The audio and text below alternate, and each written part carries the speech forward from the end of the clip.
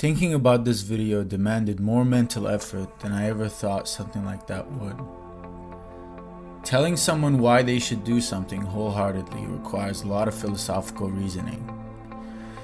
Forcing myself to ask why I think creating a bucket list could impact someone positively made me think about how rare it is that I actually seek intrinsic reasons for things. Anyways, regardless of how difficult it was for me to think about this, here it is. Human beings need. In other words, we're very high maintenance. Very much how like a high maintenance partner will let you know how high maintenance they are. We as humans early in our development do the same thing. Through crying, for example, we tell you that we need nurture. And of course, the more we develop as individuals, the more our spectrum of expression and emotion will expand. We start to feel things, and then we start to feel the need to express them. We start to care. We start to feel angry. We start to love. And so on and so forth. The bucket list is an expression of the soul. It's an expression of being or having been. The human soul is a thing within that seeks. It's the thing within that expresses. We're all going to do or not do things and then die. It's to be or not to be, basically. And almost everyone sways more towards the individualistic, I have an idea of what I want to be side. We all have expectations, and mostly all of us experience distress when our expectations don't match our reality.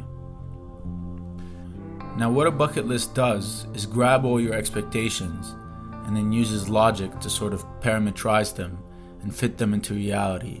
It may subdivide, manage them, and even place realistic constraints on them, such as time and resources. Now I'll tell you, the more and more you do this, the more you get to realize that there's only so many things you can do. Of course, the question is, are you going to live up to those things? Because those things will represent your potential. When I first started with my list, I came to realize, with some inspiration, that there were 4 elements which encapsulate my essence. They're my experiences, my growth, my contributions, and my love. So whatever I need to get done, whichever goal I set to pursue in my life, has to find a home in one of these 4 elements.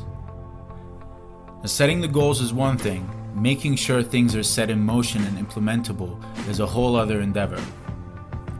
What I like to do is apply the SMART, S-M-A-R-T goal setting framework. SMART is an acronym which represents a criterion for worthy aims. S is for specific, M is for measurable, A is for achievable, R is for realistic, and T is for timely. Now, what I did personally was create an Excel worksheet.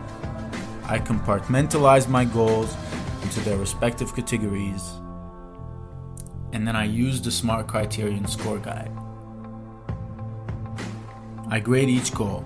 This is, of course, a subjective experience. Only I know how specific a goal is in my mind, or how realistic I may think it is in relation to my perceived abilities. After I grade each of my goals, I ask Excel to rank them. And the goals that climb to the top of the list are the ones that are deemed qualified, and thus can be pursued actively. The more you have a go at this, the more you realize that you cannot juggle or even afford too many goals at a time. So it's better to take on a few and then gradually increase your capacity. I set things up for myself in such a way where I have a balanced set of active and soon to be active goals. Sooner than you think, your bucket list will start to tell you who you are.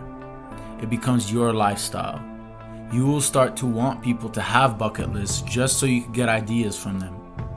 Or you could get to a point where you want other people to make lists just for the satisfaction of knowing that there are folks out there who subscribe to the same form of expression as you.